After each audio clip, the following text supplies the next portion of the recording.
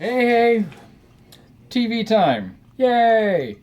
Um, Nothing super much going on right now as far as TV goes that I'm aware of. By the way, hi, Edward. Joseph will probably be back. Well, he won't be back next week or the week after that because he's at Comic Con and he's having to stay a little bit later.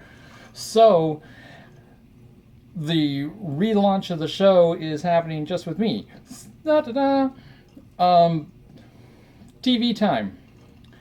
Two main shows that I've been catching that are new for me and new for everybody, and that would be Humans and Mr. Robot.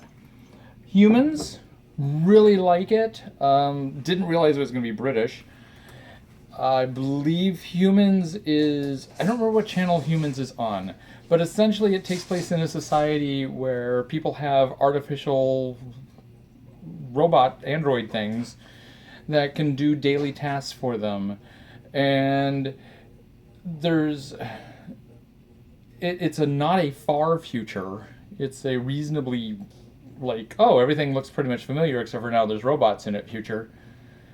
The main story that we're following is this family that just brings in one of the androids because the mother is busy at work all the time and the father is just wanting some help around the house. The mother is played by the lady who was in the IT crowd. So yay! I thought she looked familiar, and I'm like, why does she look familiar? Well, she looks familiar because I've seen her before. There's other stories going on. An older gentleman who apparently was involved in the design of the robots, who has a faulty robot that he's trying to take care of, and the government has sent over a new robot to take care of him, and he's not so happy with that.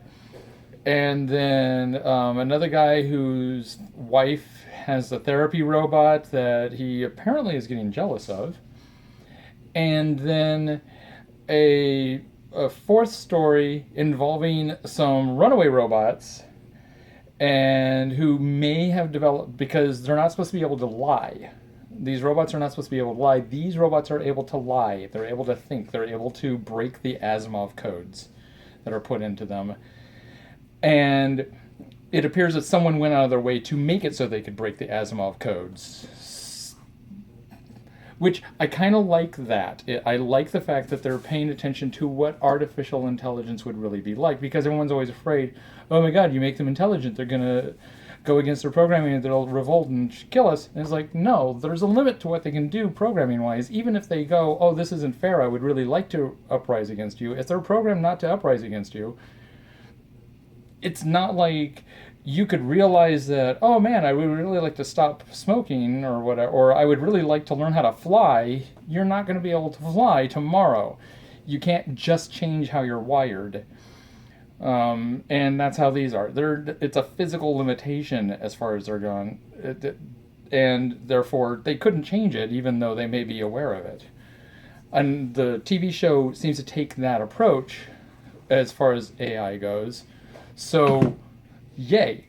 Very happy about that. Very good show. Only 2 episodes in, maybe 3 episodes in.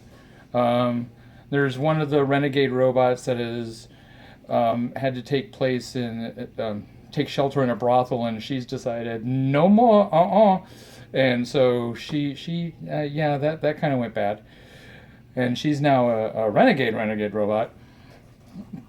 I highly recommend it. Check it out, Humans. If you enjoy intelligent sci-fi that's really going for a human touch, because really the big concern here isn't as much whether the robots are going to uprise, it's what are we actually treating these things that we made intelligent? How are we treating them? Okay. The other one is Mr. Robot. That one's on USA, if I recall correctly. And it's more of a conspiracy type show, very Fight Club-esque. That feeling of Fight Club.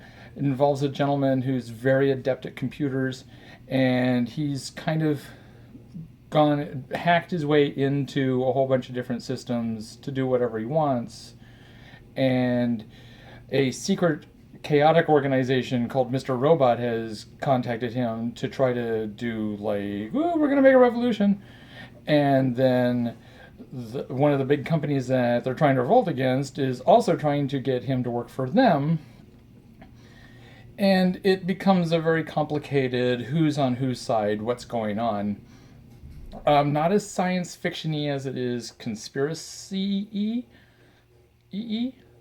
The main character uh, has some sort of behavioral health issues. He self-medicates with morphine.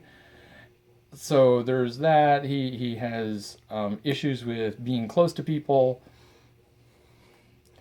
This is not. This is a really, really good show. I'm really enjoying it. It's only 3 episodes in, but it is not just a casual, oh, I'm watching a sci-fi show. So if you are looking for something casual, bang, zoom, wee, this ain't that show.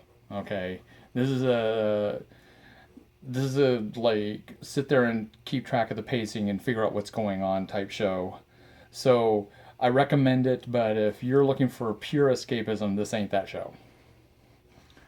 Uh, that's basically what I got going on for TV right now. I think there's another new show coming on in the future, so I'm gonna hit that with you guys. But until then, I hope that you enjoyed those quick little bing bing reviews, and catch you again next week. Like I said, we're reformatting the show a bit, and this is how we're going to do it. We're going to start doing it in little chunks, get control over the show, and expect to see a full relaunch real soon. As you can tell, I still have not upgraded the sound equipment yet, so we're still working on just a partial relaunch. But gonna get Joseph back here when he gets back from San Diego. And until then, you guys all have a great day, and we will catch you all later. Bye.